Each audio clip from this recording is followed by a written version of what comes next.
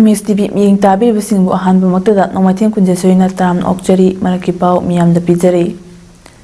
Bharat ki tongan ba mafam kaya da pangthok na bagom ngasi Bharat ki Prime Minister oiramba natna Congress Party ki luchingba mas oiramba Rajiv Gandhi ki marfulak suba mapok kumongi Sadbhavna Divas thoram BT Road laiba Congress Bhavan da pangthokre. Laikhidrabagi mafamda laisu katna ikai khunam utkibaga loina thoramadu da CLP leader o ibobi CWC member kai khangam amadi party ki atai luchingba kaya yauna pangthokiba thoram aduda CLP leader o ibobi na phongdorakpada malem gi oina khwaidagi naha oiba Prime Minister ama oiramba Rajiv Gandhi na lamdam asibo malem gi oina honglakliba science and technology amadi information technology gi ichela sida tinba ngamna ba honarambata natna Bharat ka yumlo nariba leba ki irang fauba lakshil lamba malem gi luchingba kaya na asa chauna thamlamba luchingba asibo manghan ki bahai basi ekhopna maki mangjabani haiki mahangna makha taraduna ekhoi ki mangda taduna leiba luchingba sina hingningai matamda pamjaramba amadi mangjaramba manglan sing asibo tungda lakhoriba Congress Party ki thomi pumnamakna thabakta ontokpa ngamnaba honaminaba haiba asina Rajiv Gandhi ki manglan sing ado mangphaunaba oigani haiba wafam singsu thamkibaga loinena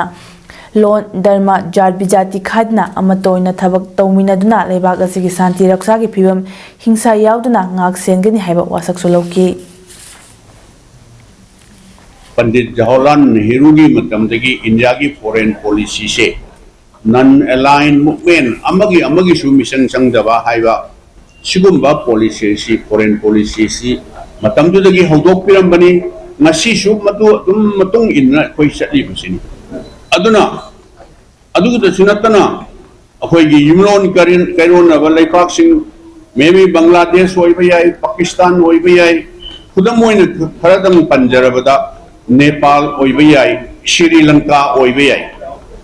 kanagumba prithvi shakti level laipak singna yari mukhai yumlon karon balai pak se bapangan sona leijaba apikpa laipak sing se foreign aggression torga moina expansionism je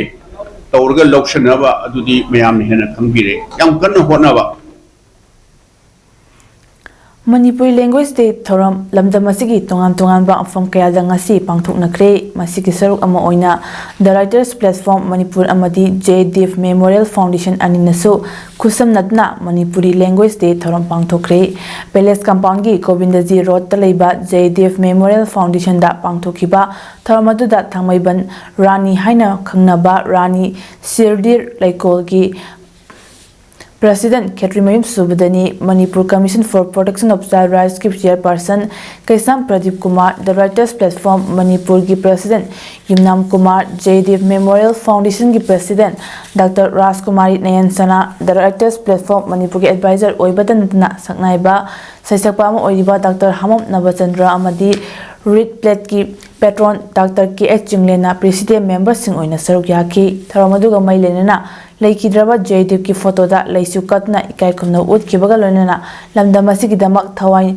thakraba athoba singi mafamda minute ani 2 minute leptuna ikai khumna utki tharamadu gi saruk ama oina laklabra nangbu yening tha haina mingthonba like amaga iman nangbu nungsibi haina mingthonba audio music isai amaga phonki tharamadu ga mailenana JDF Memorial Foundation ki President Dr. Rajkumari Nayan Chanana Phongdorakpada lamdam ama chawkhatpa haibasi lolgisu achaupa thaudang lei masimakna Manipuri lol chawkhatnaba haiduna aiba aibi kyana larik phongbo matamda maitei mayekta phongduna honari matam amada Bengali mayekna phongnamba larik kaya maitei mayekta handokpa khak natna maitei mayek ngakta oiba larik kaya su phongkiba leire amaromda maitei mayek asibo selgi mayekta hapnaba haina Rajya Sabha gi MP oriba leisemba sana jawbana assembly da puthoktuna khanariba sigisu thakapa phongdoki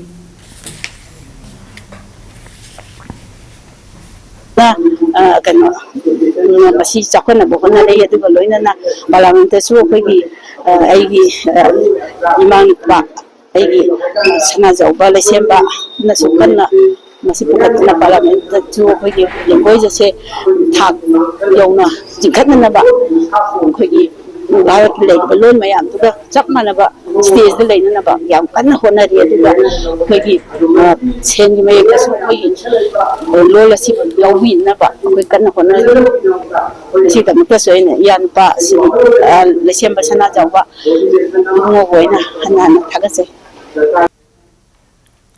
Loktak पातगी मौखलक इसिंग मरम ओइरगा मयांग इम्फाल की अकोबिदा लेबा ngaगी farm अमदी लौफम कया इसिंग थुमदुना लौमी अमदी ngaमी सिंगना थेंगनरिबा अवाबा असि कोखन्नबा लोकताक पात की इसिंग चेंथोक खिनबा इथाइदाम खोरडाक थोंगी सतर अमदी नोंमाई खोंगी ओंगमलेन दाम असि लेंगांग नुमित होमनी फावबगी मनुंगदा हांगदोक्त्रबदी मेयाई लंबी थिंगबा यावना खोंजंग कया चंगसि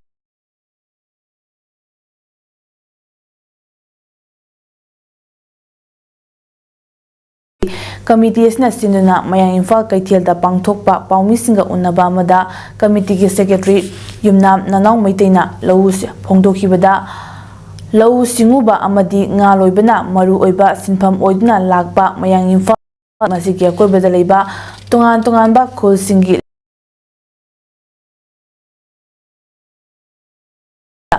इचा थाइदाम खोरडाक थोंगी सतर अमदी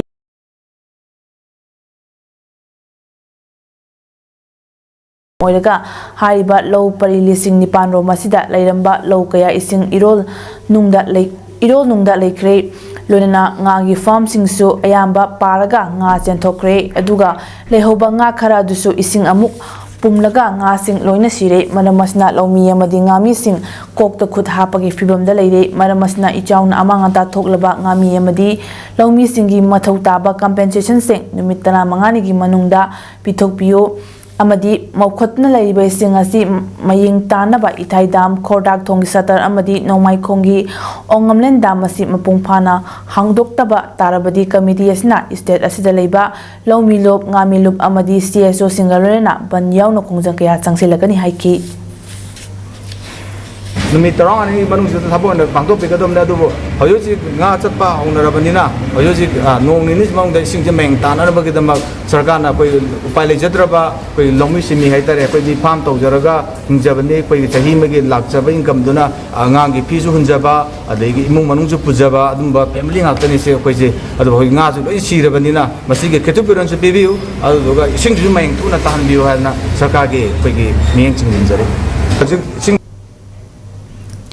कक्सिंग डिस्ट्रिक्ट की मनुंग चेंबा खोइदुम खोगी इचाउ मायोकनबदगी Indian Red Cross Society Kakching district ब्रांचना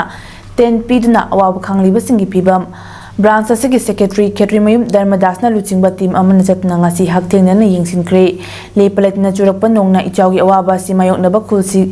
khulsigi imung humfugi miyoising unakiba duda team asna kangkal kunmanga amadi hygiene kitching su khutchinaki